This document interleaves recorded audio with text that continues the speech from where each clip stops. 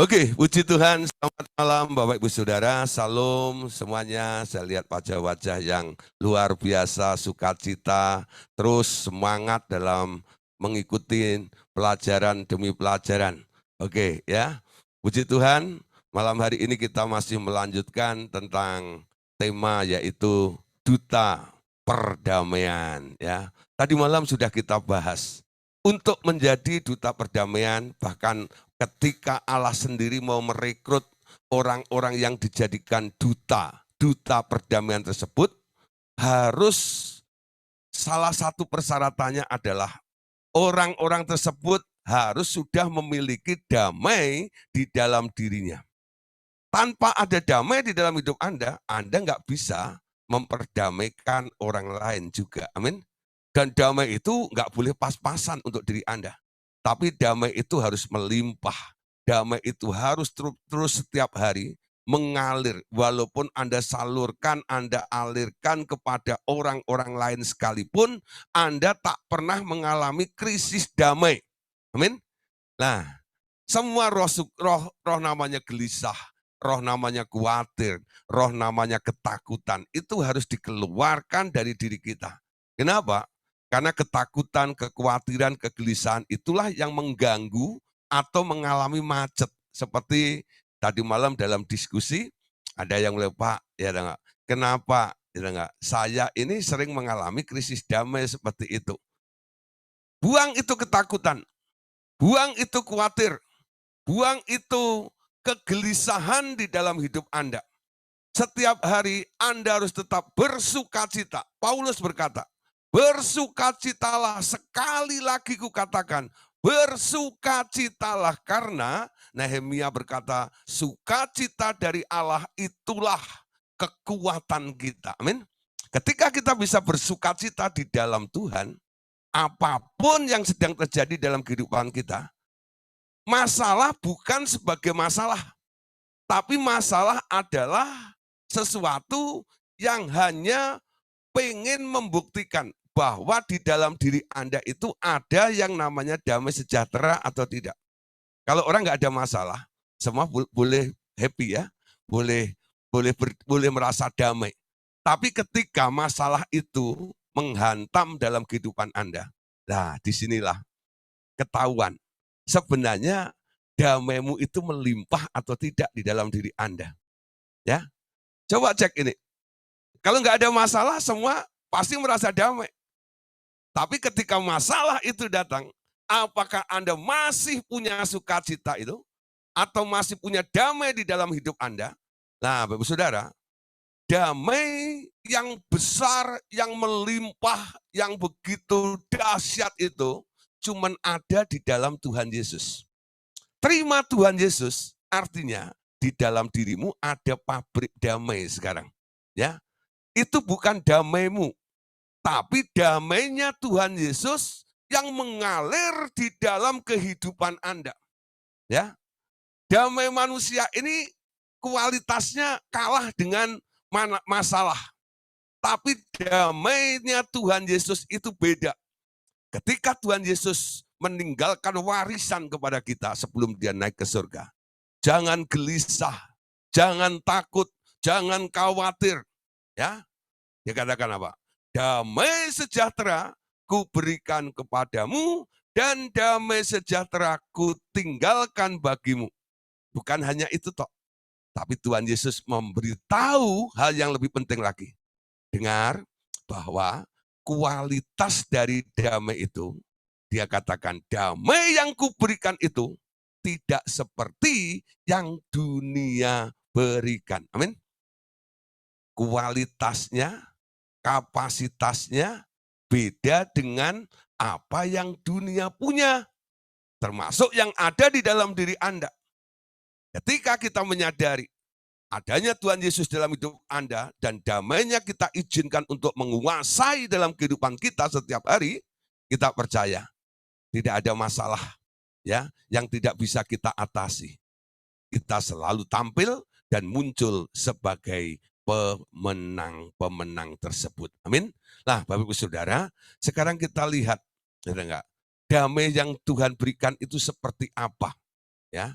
damai yang Tuhan berikan itu semacam apa sih? Ya, coba sekarang ya kita lihat di sini. Nah, kita naik dulu. Slide-nya saya buka terus dulu. Nah, oke. Nah, saudara, damai yang diberikan oleh Allah itu dinamai damai Sang Pencipta. Kenapa dinamai damai Sang Pencipta? Karena itu damainya Tuhan Yesus.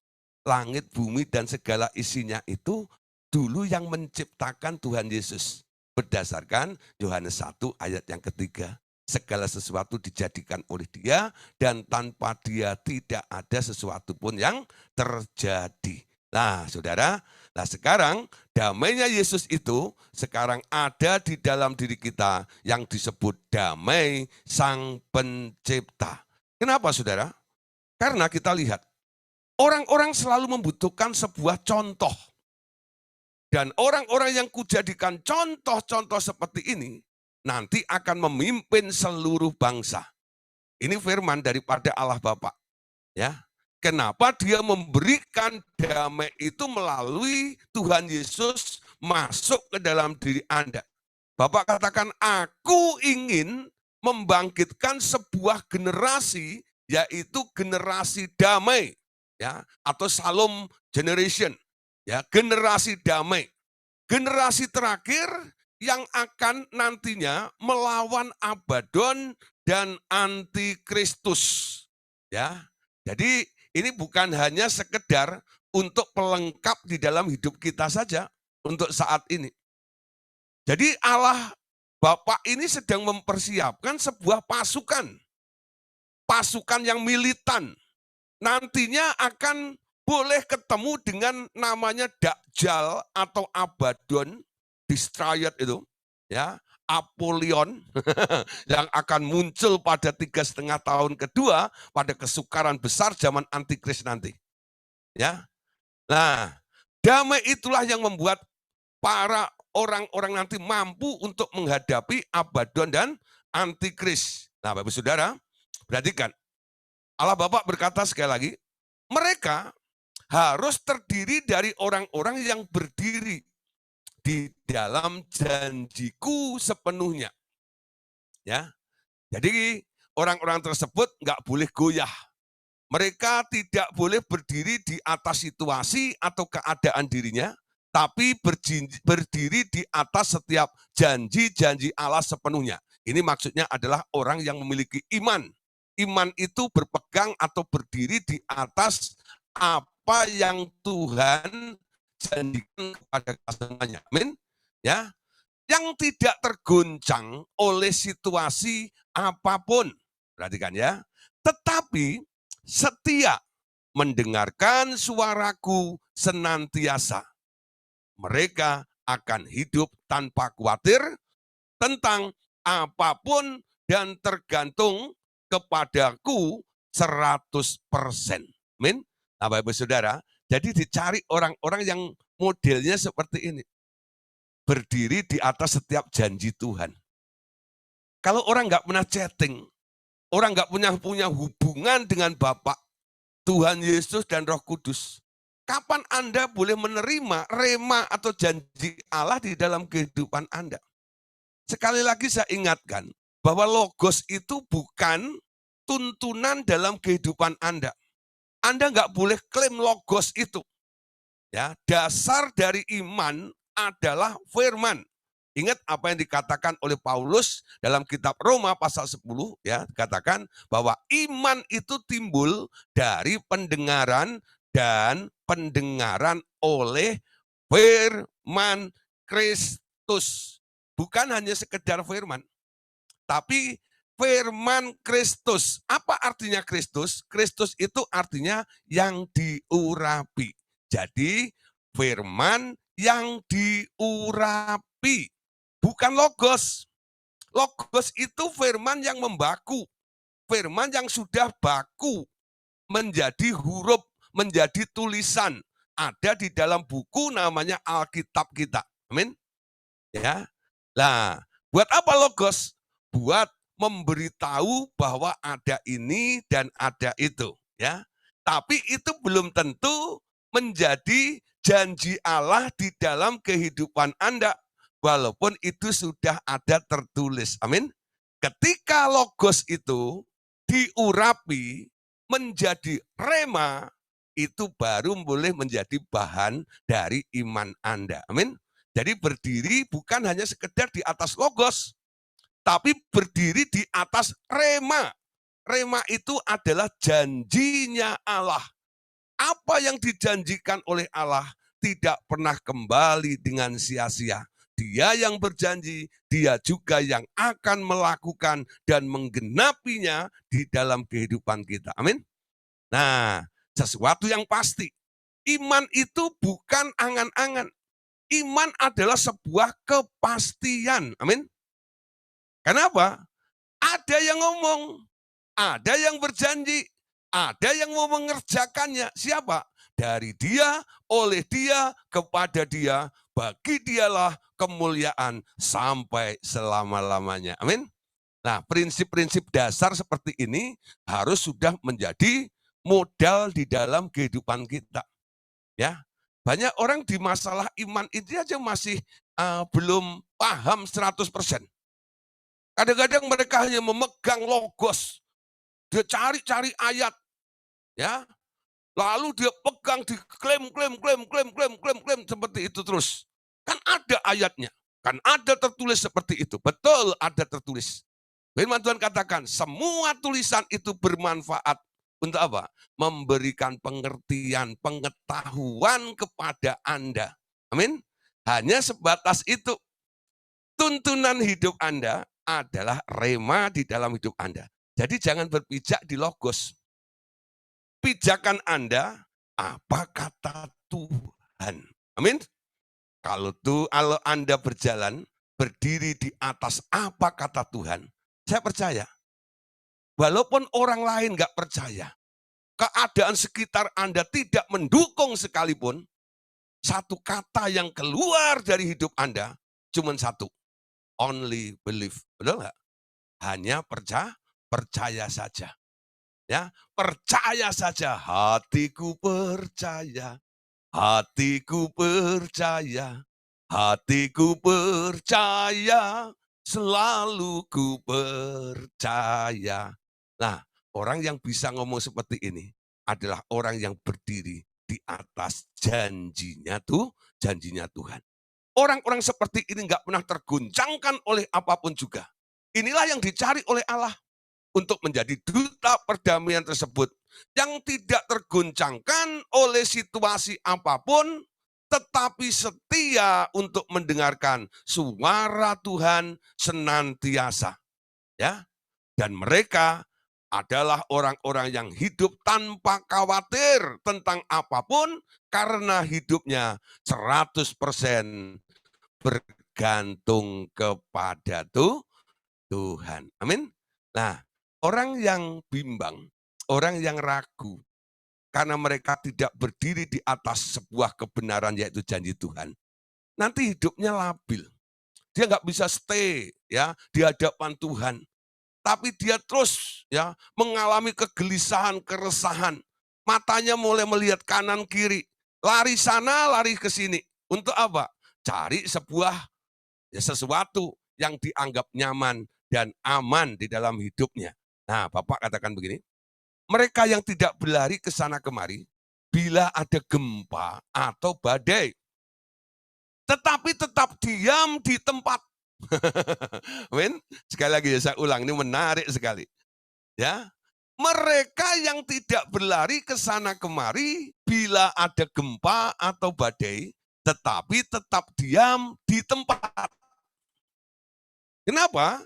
Karena perlindungan Allah adanya adalah di tempat di mana hamba-hamba Allah yang percaya itu berada. Mereka sendiri akan menjadi perlindungan bagi banyak orang. Amin. Nah, saudara, orang beriman itu stay, ya, tetap tinggal di situ sampai dia melihat penggenapan janji Allah itu terjadi. Ya, apa yang dijanjikan Tuhan itu terbukti dia ada di situ. Ya, ku ingin tetap di sini. Nah, saudara, saya percaya orang-orang seperti ini, ya, dia tak lekang oleh waktu, enggak, tak lekang oleh panas, tak lapuk oleh hujan. Amin. Dia terus hidupnya selalu bergantung, terus semangat dengan Tuhan. Karena apa? Dia tahu bahwa Tuhan yang menjanjikannya itu, dia pasti akan menggenapinya di dalam kehidupannya. Amin. Yang suka lari ke sana kemari, pada waktu ada masalah, dia goncang, lalu tumbang dan sebagainya. Ini enggak layak nantinya jadi duta perdamaian tersebut. Ternyata bicara tentang duta perdamaian ini enggak semua orang bisa menjadi kandidat duta perdamaian. Memiliki damai dengan konsekuensinya seperti ini, itu harus didevelop dalam diri kita ini. Itu harus terbentuk dulu di dalam diri Anda. Anda harus menjadi orang yang setia, tahan banting menghadapi apapun juga. Amin. Nah, nanti coba lihat ya. Setelah mendengar firman ini, nanti testernya pasti ada. Ya, ada goncangan, ada masalah, digosipkan begini, terjadi gesekan satu dengan yang lain, ya. Lalu mulai, gue pergi aja lah. Ciao. Nah, orang-orang yang model begini, ya enggak pantas. Dia hanya cari sebuah kenyamanan. Kalau sudah tidak nyaman di satu kelompok ini, dia akan lari cari kelompok yang menerima dia, yang menghargai dia, ya. Sehingga dia nyaman ada di tempat itu. Kita tidak sedang mencari kenyamanan. Tuhan menjanjikan sebuah keamanan di dalam kehidupan kita. Amin. Aman dan nyaman itu sesuatu yang berbeda, saudara. Nyaman itu hanya mempengaruhi jiwa Anda, tapi aman itu mempengaruhi sampai roh Anda. Ya, jangan hanya mengejar kenyamanan. Kalau Anda mengejar kenyamanan, nanti ketika ada gempa, ada guncangan di dalam hidup Anda tak merasa nyaman, bukan? Anda akan pergi ke tempat yang lainnya. Amin. Saudara, sekali lagi, ya, saya bersyukur saya bisa ada di RTM ini hampir 38 tahun.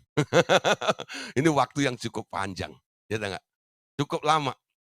Tapi saya percaya, ya, Tuhan memanggil saya di tempat ini. Guncangannya besar, ya, bilang seksat dan sebagainya. Tapi saya bisa stay sampai di sini, sampai hari ini. Ya, kenapa? Karena saya pegang namanya janjinya Tuhan. Saya tahu ini adalah panggilan, ya. Nah, kalau enggak, teman-teman saya udah pada kabur semuanya. Kalau boleh dibilang angkatan saya itu tinggal beberapa gelintir itu, ya. Salah satunya Ibu Vero Febe ini itu, ya. Itu angkatan-angkatan saya dulu, ya. Itu beda-beda 2 tahun dengan saya masuk RTM, ya. Tahun 96-an, dari 96 ya, kurang 95, 96 kira gitu, ya. Nah, itu udah gitu, ya Bu Hilda nih orang-orang lama, ya. Ya Bu Apit itu, ya. Tana itu orang-orang lama, ya. Tapi kita lihat sudah banyak orang yang enggak ini, sudah pada kabur cari, ya.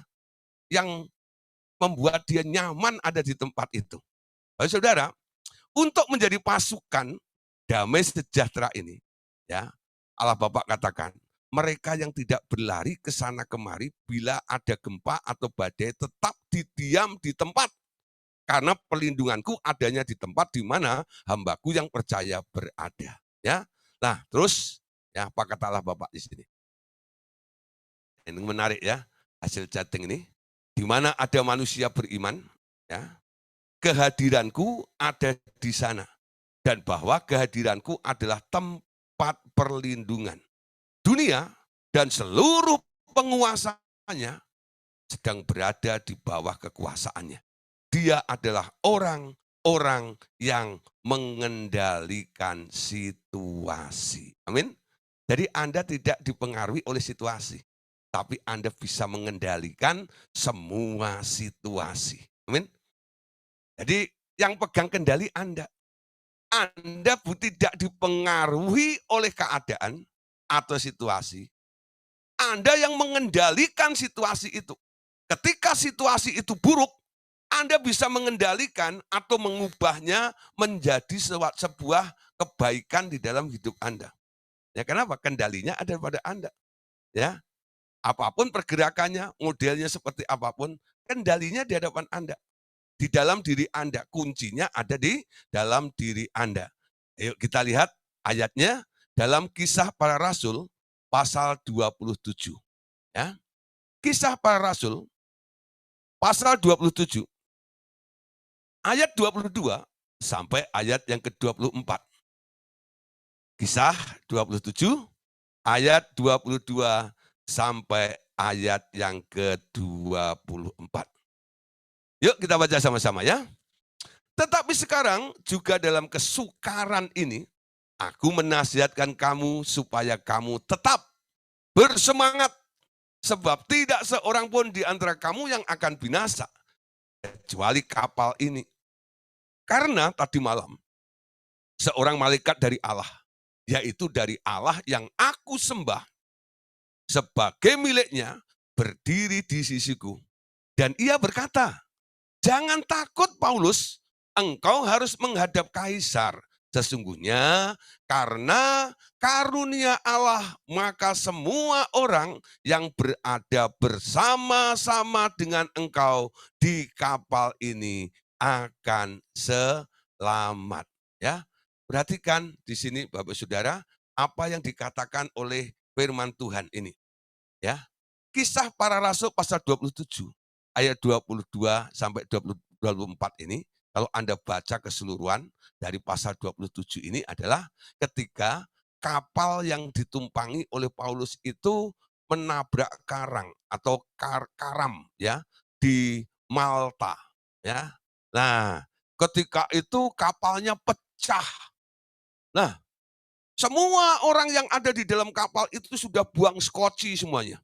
Ya, mereka mau terjun untuk apa? Menyelamatkan diri masing-masing. Karena apa? Air sudah mulai masuk ke dalam kapal itu. Mereka sudah mulai galau, mereka sudah mulai panik, mereka sudah mulai ketakutan, mereka sudah mulai histeris karena keadaan seperti itu. Belum cuacanya dingin sekali di tempat itu, ya. Nah, Bapak Saudara, ketika Paulus melihat banyak orang yang sudah mulai mau lari keluar dari kapal itu, Paulus berdiri, ya. Dia berkata begini, ya. Tetapi sekarang juga dalam kesukaran ini, aku menasihatkan kamu supaya kamu tetap semangat sebab tidak seorang pun di antara kamu yang akan binasa kecuali kapal ini. Sebenarnya apa yang dikatakan oleh Paulus? Jangan pergi, jangan kabur, jangan lari dari masalah ini. Banyak orang berjiwa pecundang. Tahu enggak? Ketika masalah datang, dia tak mampu untuk menghadapinya. Dia tak berani untuk menghadapinya. Tak ada keberanian untuk menghadapinya. Artinya, kalau dia tidak berani menghadapi masalah-masalah tersebut, artinya orang tersebut adalah orang yang sedang mengalami ketakutan hidup. Coba apa yang dialami oleh Paulus kalau kita aplikasikan dalam kehidupan kita? Mungkin bukan kapal karam seperti Paulus yang Anda hadapi. Tapi mungkin itu masalah dalam kehidupan Anda. Sepertinya perlindungan Anda atau kapal yang harusnya itu membuat Anda nyaman, aman di situ, lalu mengalami masalah pecah, kamu bangkrut. Mungkin Anda diterpa oleh macam-macam persoalan di dalam kehidupan Anda. Jangan lari keluar. Jangan buang skoci, lalu kabur dari persoalan itu.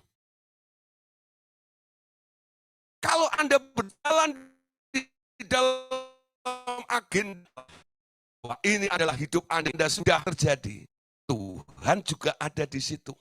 Meninggalkan tempat itu artinya Anda sedang meninggalkan Tuhan dan lari kepada yang lainnya. Amin. Ya. Nah, mulai ngerti ya? Kalau Anda pastikan hidup Anda ini ada di dalam jalur atau track-nya Tuhan, ketika persoalan itu menimpa dalam hidup Anda, Tuhan ada di dalam kapal yang sedang pecah itu. Itu terbukti. Malam itu, malaikat itu datang kepada Paulus, memberikan peneguhan. Dia berkata dalam ayat yang ke-23, karena tadi malam seorang malaikat dari Allah, yaitu dari Allah yang aku sembah, sebagai miliknya berdiri di sisiku, dan ia berkata, Paulus, jangan takut. Engkau harus menghadap kaisar. Sesungguhnya karena karunia Allah, maka semua orang yang berada bersama-sama dengan engkau di kapal ini akan selamat. Kapal yang mana, saudara? Kapal yang membentur karang tuh. Kapal yang sedang pecah. Kapal yang bocor. Kapal yang sedang kemasukan air yang sebentar lagi diperkirakan tenggelam. Betul nggak? Nah, saudara, ini belajar. Kenapa? Disinilah Tuhan sedang melihat. Ketika situasi semuanya ya sedang terjadi, yang Anda alami, kelihatannya tidak baik. Apakah Anda mau kabur dari situ atau tidak? Ya, jangan cepat-cepat kabur, cari sesuatu yang lebih baik. Ya, ikutin apa yang Tuhan sedang rancang rencanakan di dalam kehidupan kita ini. Nah, ini melatih Anda. Dan Tuhan ingin melihat, coba nih, orang-orang yang sedang ketimpa masalah seperti ini. Kapalnya sedang pecah seperti ini. Kabur enggak? Cari pertolongan, skoci lain atau enggak? Atau tinggal stay di tempat itu terus atau tidak? Ya, nah mulai belajar. Apapun keadaan Anda, kalau memang itu panggilan Anda, jangan kabur. Ya, jangan kabur. Tuhan sedang mencari orang yang setia. Orang yang tahan banting, yang enggak lari sana, lari sini. Amin. Yuk, yang masih suka lari sana, lari sini. Dengar, emang gereja cuma itu doang? Emang persekutuan cuma itu doang? Emang yang ada pelajarannya cuma itu doang? Dengar, ada beberapa orang seperti itu. Ya, saya sudah coba nasihati. Ayo, ya, tetap tahan, tapi begini. Tapi dia tetap kabur aja. Ya sudah, ya. Saya cuma hanya melihat dari jauh saja.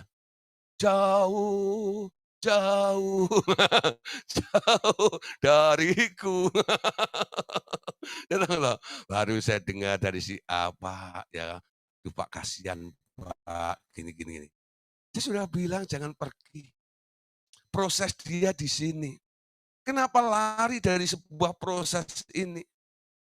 Tuhan mau melihat, Tuhan mau membuktikan, menjadikan dia orang yang kuat tahan banting. Kenapa dia kabur?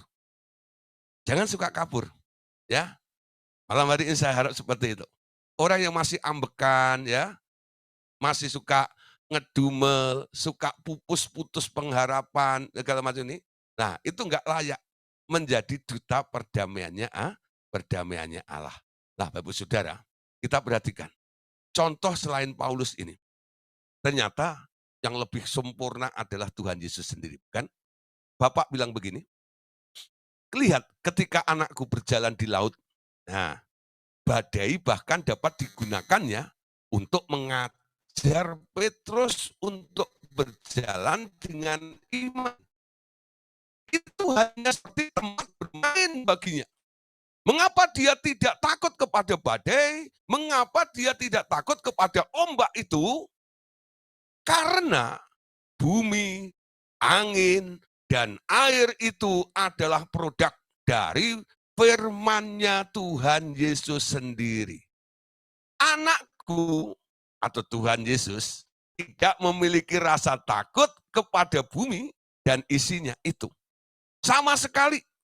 Karena mereka hanya ciptaannya sendiri yang berada di bawah kendalinya sepenuhnya.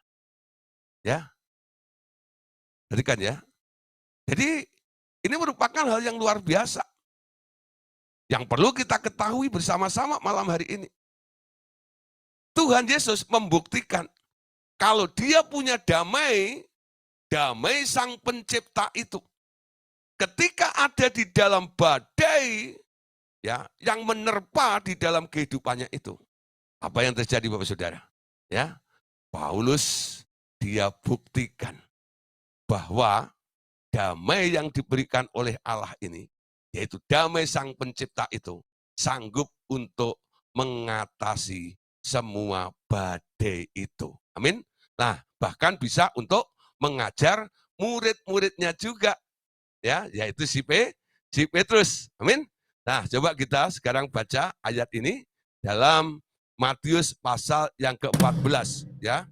Matius pasal 14, kita baca sama-sama. Ya.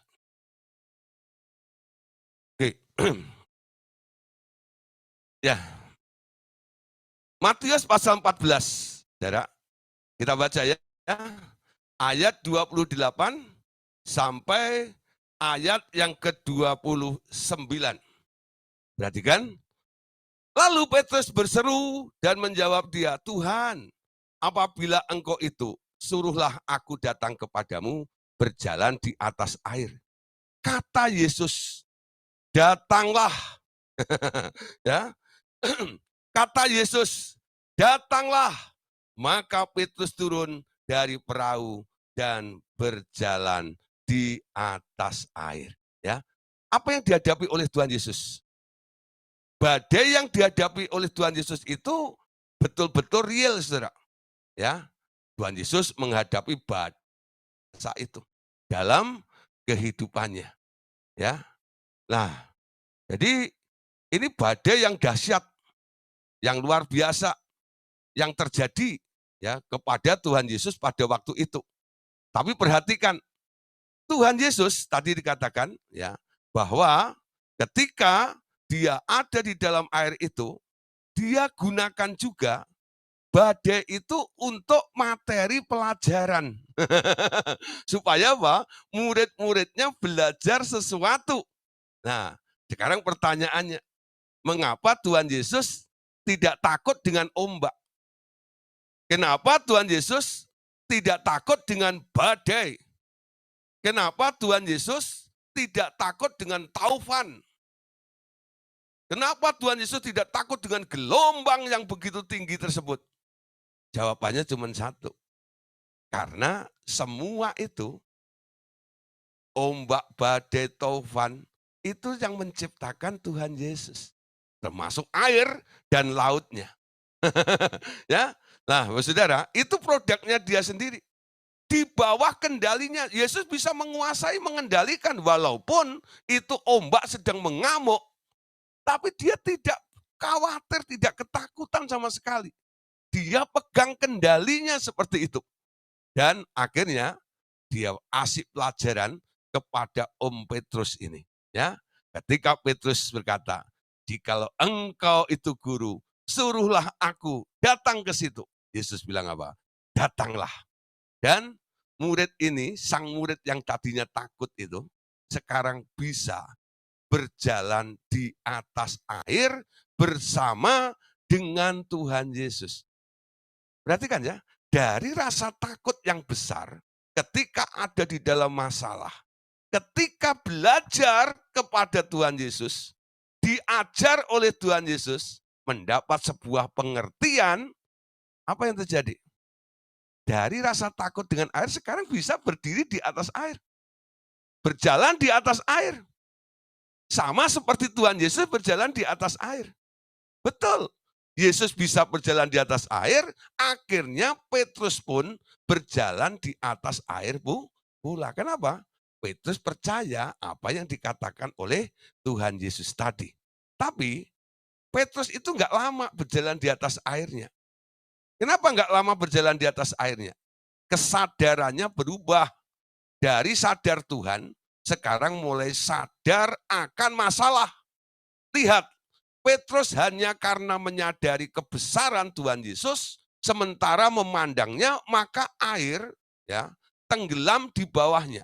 Tetapi ketika ia kehilangan kesadaran itu sejenak, karena merasa tiupan angin, ia akhirnya tenggelam di bawah di bawah air. Ayat 30 katakan, di pasal yang sama, Matius pasal 14 ayat 30, tetapi ketika dirasanya tiupan angin, takutlah ia dan mulai tenggelam, lalu berteriak, Tuhan, tolonglah aku. Nah, saudara ya, nah kita perhatikan di sini. Ya, bagaimana kisah Petrus ini sangat lucu juga ya. Dari takut, lalu bisa berjalan di atas air, akhirnya tenggelam juga. Ketika tenggelam, dia akhirnya minta tolong kepada Tuhan. Tuhan, tolonglah aku. Ya, Tuhan, tolonglah aku. Nah, untung Petrus itu orang karismatik. Orang karismatik itu doanya singkat, padat, dan tepat. Itu enggak ya? Enggak bertele-tele gitu ya. Enggak banyak prolognya ya. Nah, kalau gereja-gereja tradisi gitu kan biasanya doanya itu kan banyak introduction-nya ya. Jadi banyak prolognya. Pasti dibilang, "Oh Tuhan, yang kecantol di surga, yang nonjol di sana." Oh Tuhan, gitu. Kalau sampai gitu tuh kelihatannya kayaknya jauh gitu loh Tuhannya. Gitu. Aku jauh, engkau jauh, gitu loh. Aku dekat, engkau tetap jauh. Ya nggak ya? Nah, oh Tuhan, gitu loh. Ya loh. Yang bertahta di atas dalam kerajaan surga, dilihatlah kiranya Tuhan. Gitu loh. Jadi introduction-nya itu tuh panjang banget. Padahal isinya cuma satu. Tuhan tolong saya, betul nggak ya? Tapi mau ngomong Tuhan tolong saya itu sungkan dulu gitu ya. Lalu basa-basi dulu, memang dia basi Saudara ya, gitu. Jadi makanya basa-basi terus gitu ya. Nah, jadi begitu, banyak basa-basinya loh, ya, introduction-nya itu loh. Jadi coba-coba merendah-rendahkan dirinya di hadapan Tuhan supaya Tuhan itu iba. Supaya Tuhan itu kasihan dengan Anda. Mental seperti itu sebenarnya membuat Allah malah nek dengan Anda. Ya, Anda ditebus, diangkat sederajat dengan dia, hidupmu dijadikan berarti. Kalau sudah dijadikan berarti, disetarakan dengan Allah, jangan hina dirimu sendiri di hadapannya. Amin. Akui apa yang Tuhan telah kerjakan di dalam hidup Anda. Anda itu anak. Amin. Dan dalam kisah anak terhilang, Bapak itu bilang apa? Itu gambaran dari Allah Bapak. Nah, sekalipun engkau sudah keluar dari rumah ini, kamu sudah hancur-hancuran seperti itu. Tapi di mataku, sekali anak, tetap anak. Amin. Anda itu tetap anak dalam keadaan apapun juga. Ya. Nah, boleh katakan Bapak Surgawi, ini anakmu. Gitu nggak tahu? Nah, boleh gitu nggak usah, oh Tuhan, lihatlah hambamu ini yang tak layak. Nah, nggak layak kok datang. Ya, nggak tahu malu loh. Ya butuh gimana lagi. Itu nekat namanya Saudara ya. Nggak layak tapi nongol juga. Ditanya, "Ngapain nongol kalau nggak layak?" Ya gimana lagi butuh. Ya, nah Saudara, coba mulai doa seperti Petrus ini loh ya. Doa orang orang yang berkuasa itu adalah singkat, tepat, padat. Amin. Jadi Petrus itu enggak kayak orang, ya maaf ya, orang Katolik itu kadang-kadang suka doa Bapa kami itu, gitu ya. Jadi kalau mau doa nanti, ayo saudara kita doa yang diajarkan Tuhan Yesus. Bapa kami yang ada di surga, dikuduskanlah namamu, datanglah kerajaanmu, jadilah kehendakmu. Kalau Petrus doa kayak begitu, ya, belum sampai kemuliaan bagi Tuhan di tempat yang maha tinggi, dia sudah ada di dasar lautan. Bapa kami yang ada di surga, dikuduskanlah namamu, datanglah kerajaanmu. Sampai sana udah tenggelam. Betul nggak? Untung Petrus itu doanya singkat. Tuhan, tolong. Jadi tangannya itu belum tenggelam semuanya. Masih ada telapak tangannya yang nongol di air gitu ya. Lalu Yesus dengan segera samber tangan itu. Betul nggak ya? Lah kalau enggak Anda sudah tenggelam, Yesus pasti cari SAR nanti. Dasarnya ya SOS itu. Betul nggak ya? Coba cari sana. Betul nggak ya? Selidiki, ya, kapal karam di mana itu? Butuh 2 hari, 3 hari. Nah, Anda akhirnya lihat dulu, yang di dalam kapal udah mati semuanya, betul nggak ya? Nah, untung tuh masih cepat itu, tolong oleh Tuhan. Nah, saudara, diangkat. Ketika Petrus diangkat oleh Tuhan, apa yang keluar dari mulutnya Tuhan Yesus pertama kali? Apa yang keluar dari mulutnya Tuhan Yesus pertama kali? Kenapa kamu takut? Kenapa kamu takut? Kenapa kamu bimbang? Kenapa kamu ragu? Amin. Mana damai itu? Nah, nangkep nggak sekarang? Ya, nangkep nggak maksudnya? Kenapa Yesus langsung marahin Petrus itu? Ketika kamu melihat aku, kamu punya damai, kamu punya pengharapan. Ketika damai itu melimpah dalam hidupmu, kamu bisa berjalan di atas masalahmu itu. Ketika pandanganmu sekarang dipengaruhi oleh keadaan, kamu tenggelam. Kenapa? Waktu kamu lihat ombak, kamu lihat angin, dirasakan tiupan angin itu, hatinya mulai ketakutan. Membuat Petrus akhirnya tenggelam. Yesus koreksi. Kalau kamu nggak takut, kamu nggak tenggelam. Kalau kamu nggak khawatir, kamu nggak ngalami banyak masalah seperti ini. Kenapa kamu takut? Kenapa kamu khawatir? Amin. Pak, ya wajarlah manusia. Orang takut itu manusiawi. Nah, kalau Tuhan sudah tegur begitu, Anda tetap ngomong begitu. Itu namanya degilnya luar biasa. Ya, Anda diangkat menjadi anak Allah. Jangan akui kemanusiaanmu lagi. Manusia itu selalu toleransi. Ketika masalah menimpa Anda, wajar kan aku takut. Aku kan masih manusia. Buat apa Allah mengangkat Anda menjadi anak Allah? Supaya Anda terbebas dari rasa takut, dari rasa khawatir, dari rasa cemas di dalam hidupmu itu. Amin. Anak Allah nggak boleh cemas. Anak Allah nggak boleh takut. Anak Allah nggak boleh khawatir. Anak Allah nggak boleh bimbang. Amin. Jangan kamu takut. Jangan kamu khawatir. Ya, itu bukan sekedar enggak ya, nasihat. Tapi itu perintah. Jangan kamu khawatir, jangan kamu takut.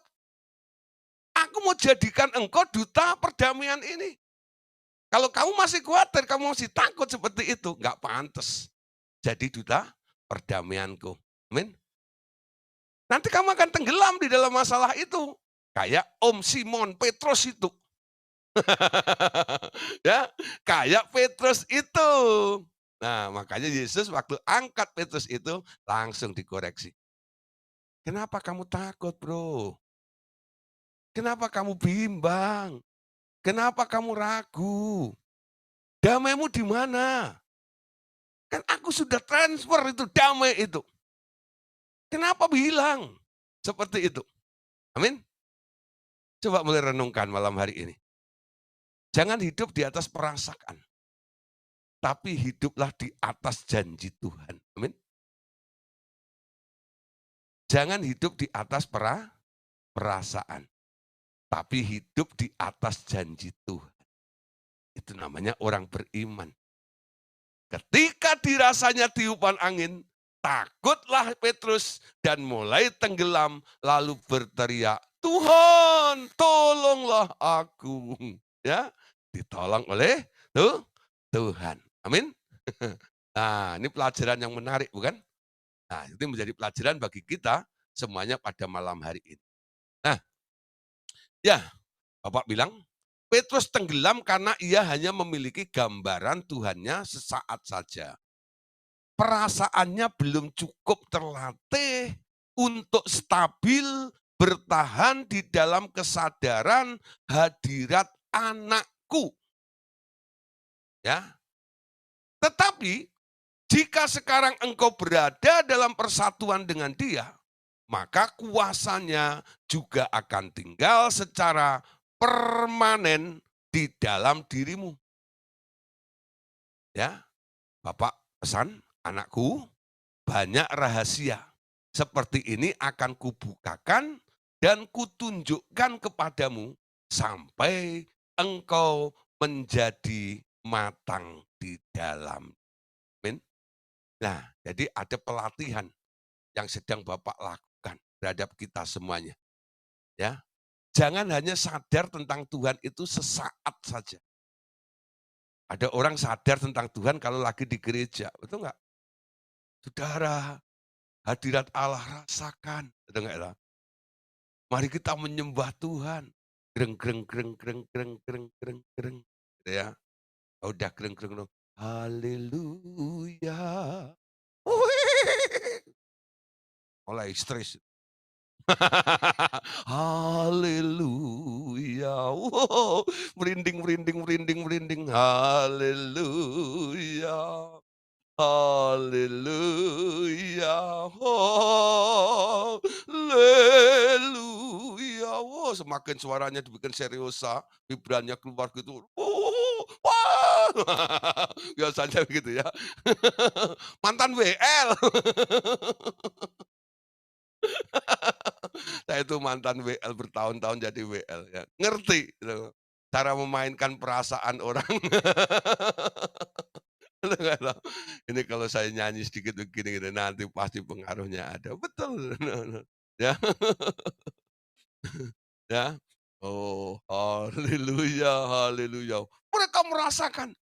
Lalu setelah selesai ibadah, oh puji Tuhan. Hadiratnya luar biasa.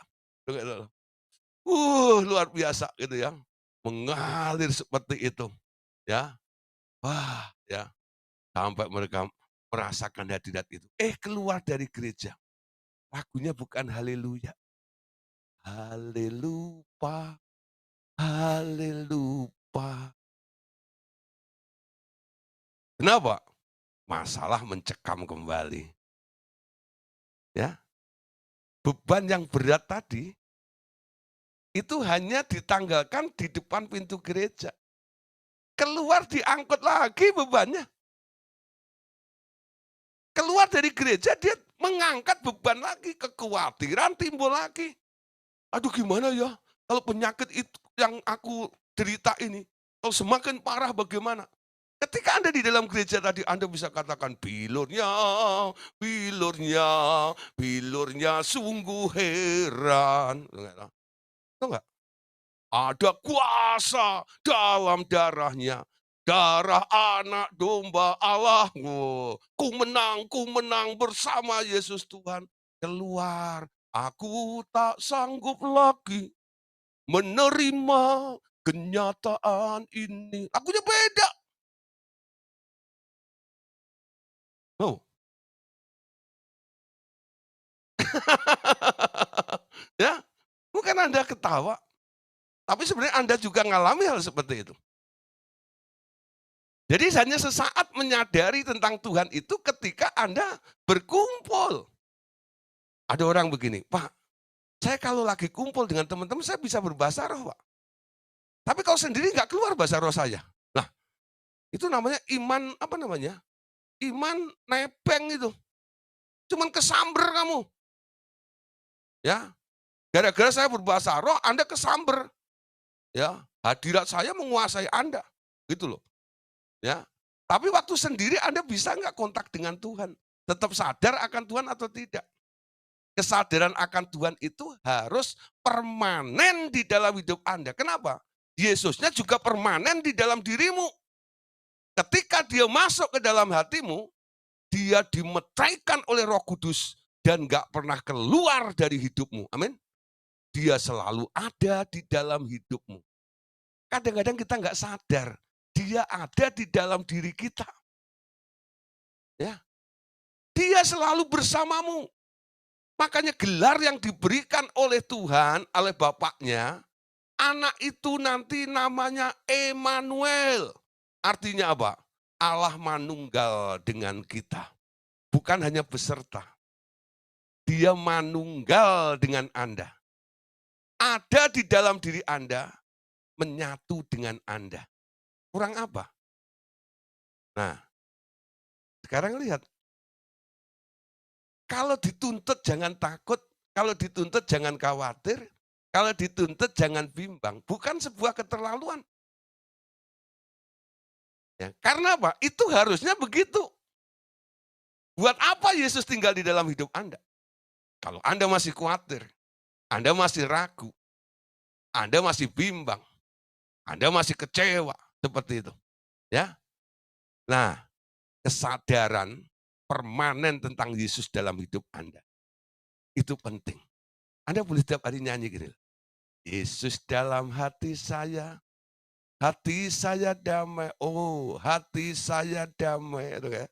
Yesus dalam hati saya, sukacita penuh, amin. Ya, Yesus dalam hati saya, utang saya lunas, amin. Ya, ayo saudara, dia ada di dalam hatimu. Dia menyatu dengan Anda. Masih ada yang takut? Masih ada yang khawatir? Masih ada yang ragu? Keterlaluan. Betul nggak? Ya, buat apa Yesus ada di dalam hatimu? Supaya kamu kuat. Hendaklah kamu kuat di dalam dia. Di dalam kuat kuasanya. Amin. Kenapa Paulus bisa ngomong seperti itu? Pentingnya menyadari Yesus di dalam diri kita ini. Supaya kita tetap stay, tetap kuat, dan pegang janji Tuhan di dalam hidup kita ini. Amin. Nah, jangan kesadaran tentang Yesus itu hanya sesaat, lalu Anda sadar dengan masalah Anda sendiri. Amin. Nah, kenapa manusia seperti itu? Karena 5 indera inilah yang sering dipengaruhi. Ya, dari kelima indera manusia, ternyata perasaan adalah yang paling lemah dan menjadi pintu masuk dari rasa bimbang, pintu masuk dari kehilangan kesadaran akan alam roh, dan orang itu kandas imannya. Nah, perasaan membutuhkan perhatian yang serius dan harus dilatih untuk tunduk kepada pengertian akan firman. Kalau seseorang hendak hidup di dalam iman. Nah, Allah Bapa menegaskan, aku telah mengangkatmu untuk menjadi satu dengan anakku. Untuk mewarisi seluruh sistem ciptaan anakku bersama dengan dia nanti. Jika engkau berada sepenuhnya di dalam dia, alam semesta yang besar ini juga ada di dalam kendalimu, anakku. Amin. Nah, jadi tadi bagaimana semua situasi berada dalam kendali Anda? Karena Anda bersama dengan dia sebagai co-creator. Amin. Kalau dia sang penciptanya, Anda bersama dengan Yesus pernah berada saat Yesus menciptakan, Anda di situ juga ikut mencipta bersama dengan Yesus. Boleh dikatakan Anda sebagai co-creator. Amin. Kalau Yesus bilang pada ombak, hei, kamu ciptaanku. Anda bisa katakan, aku dulu ikut mencipta bersama Yesus kamu loh ya. Aku nggak takut dengan kamu. Nah gitu. Itu yang membuat Yesus nggak takut, karena apa? Dia punya damai sang pencipta. Nah, tentang bagaimana Anda ada pada waktu Tuhan menciptakan langit, bumi, dan segala isinya, nanti ada sesinya sendiri. Tentang khusus belajar tentang damai sejahtera sang pencipta itu. Ya, itu ada di buku 13. Ya, pernah kita bahas juga. Coba direview kembali. Sekarang perhatikan, Kolose pasal 3 ayat yang ke-15. Betulkah Tuhan Yesus itu yang menciptakan langit, bumi, dan segala isinya? Nah, ini ayatnya. Kolose 3 ayat yang ke-15. Hendaklah damai sejahtera Kristus memerintah di dalam hatimu. Karena untuk itulah kamu telah dipanggil dan bersyukurlah. Amin. Paulus mengingatkan kita, hendaklah damai sejahtera Kristus itu memerintah di dalam hatimu. Ya. Nah, biarlah damai itu menjadi garnisium, menjadi pagar yang kuat di dalam dirimu. Sehingga panah-panah api daripada si iblis itu dalam bentuk ketakutan, kekhawatiran, kecemasan itu enggak mengganggu hidup Anda. Kenapa? Damai itu memagari Anda. Sehingga Anda tetap aman di tempat itu. Kenapa? Anda punya damai yang memerintah di dalam hidup Anda. Nah, Bapak Saudara, kita perhatikan ya. Bapak mengingatkan kepada kita semua. Jika seseorang hamba seperti Yesaya dan Yosua dapat mengendalikan matahari dan bulan hanya dengan kata-kata mereka, tidak terlalu aneh bagi seorang anak Allah untuk melakukan hal yang sama, bukan? Nah, demikian pula engkau sebenarnya juga sudah ditinggikan di atas semua benda-benda itu dengan statusmu sebagai anak-anak Allah. Sekarang tinggal menyadari bahwa tingkat posisimu di dalam alam ciptaan ini ditentukan oleh kesadaranmu tentang alam di sekelilingnya. Ya, dengan kata lain, ya, dengan kata lain, kebesaranmu bukanlah ditentukan oleh dengan kata lain, kebesaranmu bukanlah ditentukan oleh besarnya urapanmu, tetapi ditentukan oleh betapa dekatnya engkau bergaul dan memahami betapa sempurnanya kasih Tuhannya kepadanya.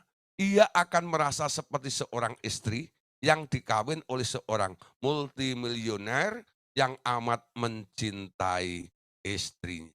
Ya, saudara, menerima damai dari Allah itu seperti itu. Ada jaminan, ada garansi, sehingga tak khawatir. Seperti Anda dipinang oleh multimilioner gitu ya. Milioner itu ya, itu orang kaya raya. Punya kemampuan untuk apa saja. Mau beli apa? Punya, bisa. Kenapa? Enggak pernah kekurangan sedikit pun. Nah, orang seperti itu enggak khawatir. Betul enggak? Kenapa? Semua ada. Kaya. Bapak kita, ya Tuhan Yesus, itu anak tunggalnya. Nah, sekarang ada dalam diri kita. Jaminannya seperti itu. Nah, Bapak Saudara, kita lihat tentang masalah kendali itu. Semua bisa dikendalikan. Orang perjanjian lama, ya, yang pernah mengendalikan situasi atau alam, itu ada dua ya, Yesaya dan Yosua. Perhatikan ya. Nah, kita cerita dulu tentang Yesaya. Yesaya itu pernah pergi kepada Ahaz, Raja Ahaz ya. Nah, dia bilang, kamu akan mati. Ya. Lalu setelah Yesaya itu pulang, Ahaz itu nangis menghadap ke tembok. Ya. Minta ampun kepada Tuhan. Lalu Tuhan mendengarkan. Lalu Tuhan bilang, Yesaya yang bernubuat tadi belum sampai jauh dari istananya Hizkia itu, disuruh balik lagi. Balik lagi, temuin itu si raja dan katakan, gak jadi mati. Umurmu ditambah 15 tahun lagi. Dengar kata begitu ya.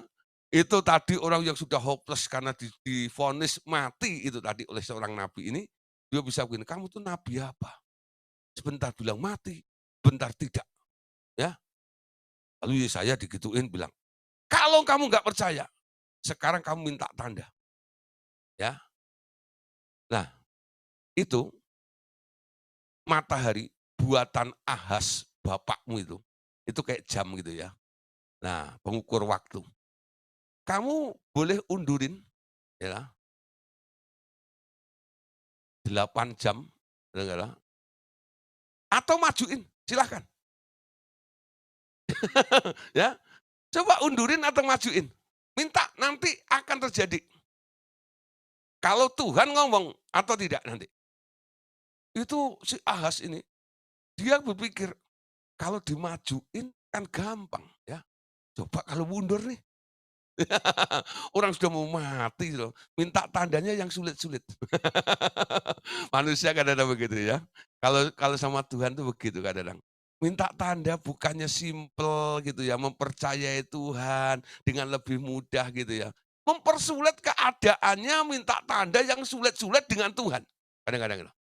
Kenapa? Itu keruwetan di dalam dirimu terekspresi seperti itu.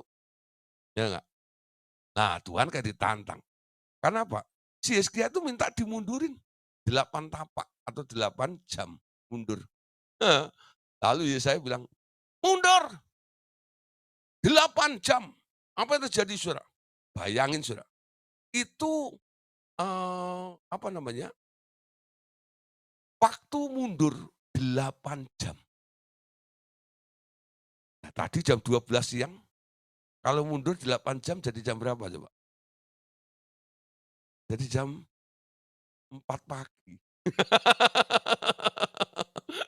Kita jadi jam 4 pagi. Lah, orang mungkin jam 7 gitu ya, udah mau berangkat kerja gitu.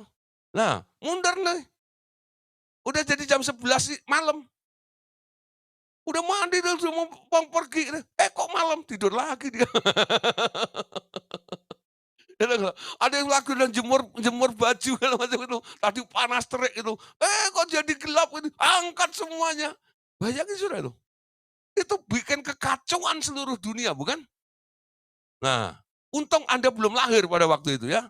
Nah, kalau Anda sudah lahir ya loh, Anda pasti ikut bilang, "Ini apa-apaan tuh?" Betul nggak? Nah, untung Anda cuma baca Alkitab, lalu ceritanya seperti itu. Coba kalau Anda hidup pada masa itu gitu. Wah, betapa Anda juga ikut mengalami kekacauan seperti itu ya. Yesaya, orang yang disuruh oleh Tuhan ini, punya kendali bukan? Ketika permintaan Raja Hizkia ini untuk memundurkan 8 tapak, dia bisa melakukannya. Alam bisa diatur oleh Yesaya. Amin. Karena apa? Dia hamba Tuhan. Dia berjalan atas perintah Tuhan untuk bernubuat kepada Raja Hizkia pada saat itu. Dan ketika ditantang untuk melakukan sebuah mujizat pada waktu itu, Hizkia bisa melakukannya, bukan? Hebat ya. Nah, contoh yang kedua, Yosua. Ya, satu kali Yosua itu pengganti Musa. Ketika Yosua sudah menjadi pemimpin itu ya, dia memimpin bangsa Israel itu untuk berperang. Targetnya, musuh itu harus ditumpas tas, tas, tas. Habis semuanya. Harus dihabisin. Itu perintahnya dari Tuhan. Kamu harus musnahkan dia sampai habis semuanya. Kalau belum habis, gak boleh selesai perang. Dan waktunya gak boleh 2 hari. Dalam 1 hari itu. Yosua sudah kerahkan pasukannya sebanyak-banyaknya. Tapi musuh terlalu besar juga ya. Musuh terlalu kuat juga. Ketika peperangan terjadi, memang Tuhan berpihak kepada Yosua. Kemenangan ada di pihak Yosua. Dengan mudah dia bisa membasmi atau membunuh musuh-musuh itu. Tapi karena musuh terlalu banyak, tenaga Yosua dengan pasukannya itu enggak cukup untuk membunuh musuh itu dalam 1 hari. Ketika Yosua melihat hari sudah mulai mau gelap, dilihat musuh masih banyak. Ya, nah disitulah sekarang Yosua mulai bertindak secara profetik. Ya, dia mulai melakukan satu tindakan iman karena dia pegang kendalinya. Dia bilang, ya, bagaimana cara supaya dalam 1 hari ini musuh ini benar-benar habis semuanya. Ya, kalau dia tambah atau dia bilang sama pasukannya, ayo sekarang kiri kanan harus pegang pedang. Babat habis dua-duanya gini-gini. Gak mungkin itu juga bisa menyelesaikan. Ya, nanti jangan-jangan tentaranya malah lemah, ya, lalu mungkin tambah mengalami kemerosotan atau kekalahan. Lalu Yosua katakan, ini kalau cuman push tentaranya kayaknya nggak cukup juga. Yosua pikir, caranya gini, aku mau hentikan matahari itu. Matahari disuruh berhenti. Ya, matahari disuruh berhenti. Sampai musuh-musuh itu semuanya dibunuh habis, baru Yosua itu bilang sama matahari, "Dah, silahkan, selamat jalan." Mataharinya jalan lagi, muter lagi, saudara ya. Nah, perhatikan saudara ya, ada 2 orang dalam perjanjian lama yang mengetahui ada otoritas di dalam dirinya, dia bisa bertindak karena dia tahu, dia bisa pegang kendalinya itu. Nah sekarang, kita pun harus juga seperti itu ya. Tuhan mau kita hidup seperti Yosua ataupun seperti Yesaya. Kalau Yesaya bisa, Anda pun juga harus bisa. Kenapa? Anda lebih tinggi derajatnya, status Anda dibanding Yosua dan Yesaya. Kenapa? Karena dalam kitab ya Yohanes katakan begini, semua yang lahir dari perempuan, ya tidak ada yang lebih besar dari Yohanes, bukan? Berarti termasuk Yesaya dan Yosua. Tapi yang lahir di kerajaan Allah, mereka lebih besar dari Yohanes itu. Anda lebih besar dari mereka. Kalau Yesaya yang di bawahnya Yohanes mengendalikan situasi dan sebagainya. Nah, Bapak Ibu Saudara, sebagai anak Allah, Anda sekarang juga bisa pegang kendali tersebut. Anda tidak tergoyahkan, Anda tidak hanyut, Anda tidak dipengaruhi oleh situasi. Tapi Anda yang memegang kendalinya. Situasi, keadaan, masalah, apapun juga harus tunduk kepada otoritas Bapak Ibu Saudara. Amin. Karena Anda sudah terima Yesus, Anda sudah terima damai itu. Damai itu ada di dalam diri Anda. Nah, dengan damai itu sekarang kita bisa melakukan sesuatu. Kendali sekarang ada di dalam diri Anda. Ya, bukan di tangan orang lain. Anda yang mengendalikan masalah. Nah, di tengah-tengah pandemi seperti ini, siapa yang mengendalikan? Anda juga. Amin. Jangan takut. Banyak orang mati karena ketakutan. Ya, gara-gara takut, gara-gara khawatir, gara-gara cemas, autoimunnya turun. Gampang diserang penyakit. Amin. Bukan berarti terus Anda nantang. Mana itu? Corona, corona, sini. Ya, corona aja gua nggak takut, apalagi cuman corona. Ya. Nah itu sombong namanya. Nggak boleh. Ya. Nah tetap tunduk juga. Bukan artinya Anda takut dengan penyakit, bukan. Ya, tapi sebagai orang beriman, Anda juga harus disiplin juga, betul? Nah, tidak menentang. Firman Tuhan katakan, orang bijak kalau ada bahaya, dia harus menghindarinya. Amin. COVID itu sesuatu yang bahaya. Kalau Anda menerjang, ya Anda kena juga. Tapi kalau Anda tidak takut, Anda akan menang. Ya. Nah, ini boleh dijadikan way out bagi teman-teman atau keluarga atau saudara atau sahabat Anda, tetangga Anda yang sedang kena COVID. Jangan takut, jangan bimbang, jangan ragu. Ya, autoimunnya akan naik nanti. Misalnya gitu ya. Nah, ketika autoimunnya naik, itu enggaklah hati gembira adalah obat. Ya, obat itu obat yang manjur, ya. Nah, orang ketika sudah diangkut ambulan masuk rumah sakit itu tambah stres bukan? Ya cepat mati lah. Seperti itu ya. Nah, nah, jangan takut, jangan bimbang. Tuhan bilang, jangan takut, jangan bimbang. Nah, ini satu contoh saja gitu ya. Tapi pada dasarnya dalam pelajaran kita malam hari ini, ketika Anda menjadi kandidat sebagai duta perdamaian ini, Dia cari orang-orang yang tak pernah takut, yang tak pernah gentar, yang tak pernah ragu, yang tak pernah bimbang. Damai sejahtera Sang Pencipta itu harus menjadi sesuatu andalan di dalam kehidupan kita. Amin. Nah, saudara, ya malam hari ini kita sampai di sini dulu. Ya, besok kita akan lanjutkan. Ya, buat apa damai sejahtera Sang Pencipta ini? Ya, diberikan kepada kita semuanya. Nah, tugasnya apa? Nah, besok kita akan bicara tentang tugas-tugasnya semuanya. Amin. Oke, ya. Makasih untuk malam hari ini. Tuhan Yesus memberkati kita semuanya. Amin.